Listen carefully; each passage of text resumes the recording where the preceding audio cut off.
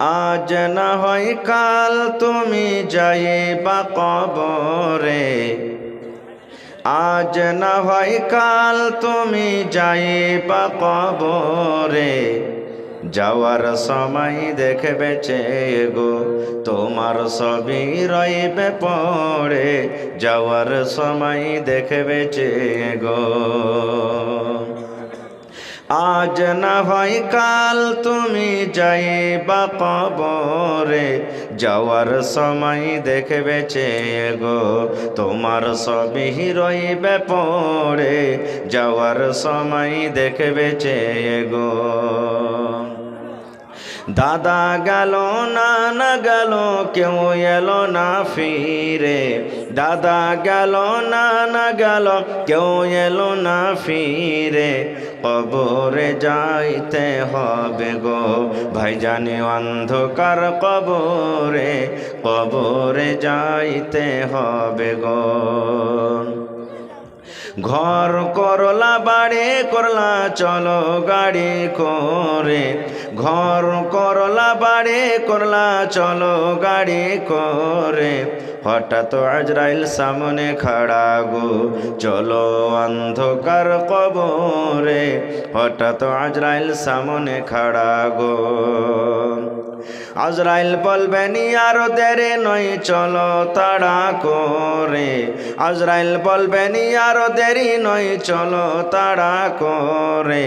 কোনো কথা শুনিবে না গো নিবে কলিজাটা ছেড়ে, কোনো কথা শুনিবে না গো।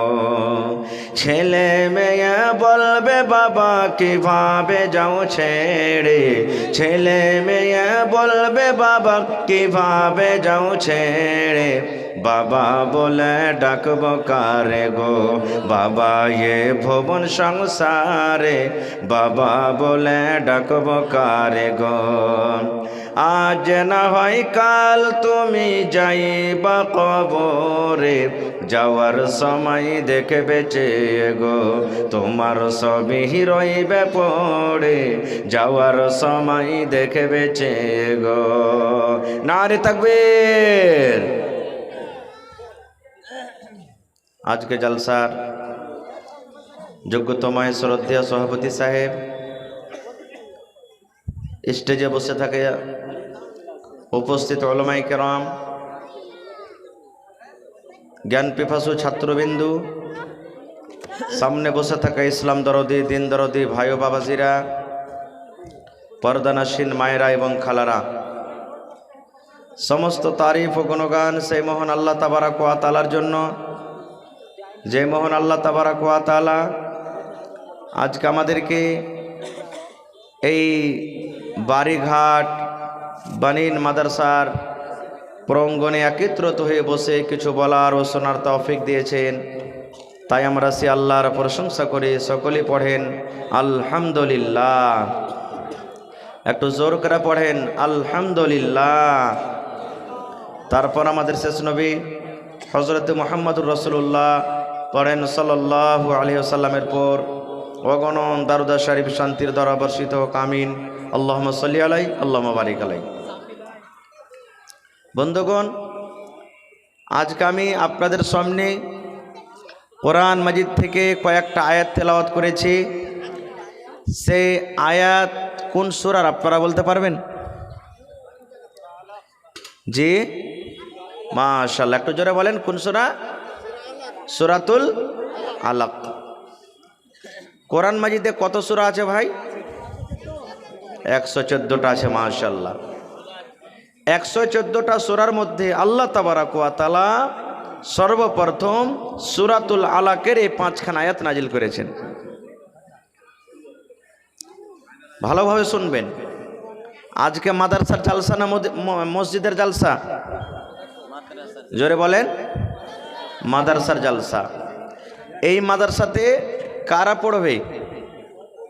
যারা ছোট ছোট বাচ্চা, ছোট ছোট বাচ্চি, ছোট ছোট মেয়ে, ছোট ছোট ছেলেরা পড়ালেখা করবে। এখানে তো বড় মানুষ পড়িতে আসবে না, না আসবে? জোরে বলেন। জি, এখানে ছেলেরা আসবে পড়িতে, ছেলের বাবা মায়েরা আসবে না, নাকি? জি, थोड़ा बॉक्स का आवाज़ बढ़ाइए ना हो, माइक मैन थोड़ा आवाज़ बढ़ाइए। তো এই জায়গাতে আজকে আপনাদের সামনে শিক্ষা সম্পর্কে কিছু কথা আলোচনা করব। আমার টাইম মাত্র 1 ঘন্টা সোয়া ঘন্টা। বন্ধুরে আমার, আজকে এই মাদ্রাসার জালসা, মাদ্রাসা আপনারা কায়েম করেছেন কত টাকা দিয়ে, কত খরচা করে, কত সময় দিয়ে, মাদ্রাসাতে জমিন দিয়ে, টাকা দিয়ে কত কুরবানি করেছেন।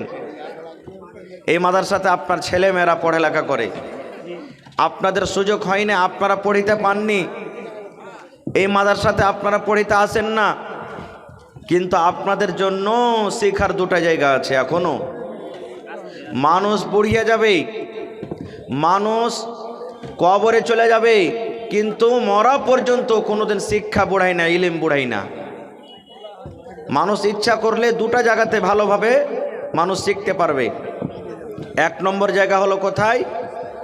এই যে আজকে জালসা, এই জালসাতে এসে আপনি কিছু শিখবেন। আজকে যত আমার মা, বোন, খালা, দাদা, দাদি, যত লোক জালসা শুনতে এসেছেন, জালসাতে আপনারা কিছু আজকে শুনবেন। শুনবেন তো ইনশাআল্লাহ? জোরে বলেন, শুনবেন তো? আমার দিকে ধ্যান রাখেন, এদিক ওদিকে ধ্যান রাখলে কথা বুঝতে পারবেন না খুব। জি। আর একটা শেখার জায়গা হলো মসজিদে, যখন খুতবা হয়, খুতবার টাইমে, খুতবার সময়তে একটা হলো শেখার জায়গা। ভাই মুসলমান, তা আজকে ছেলে মেয়েরা মাদ্রাসাতে পড়বে, এই মাদ্রাসার ফজিলত কি? আজকে ওদিকে আমি যাব না, আল্লাহ বাচ্চারা ইনশাল্লাহ কোনোদিন বলবো, বা পরে আমার যেগুলা ভাইরা আছেন, বক্তাগণ আছেন, তারা বলবেন।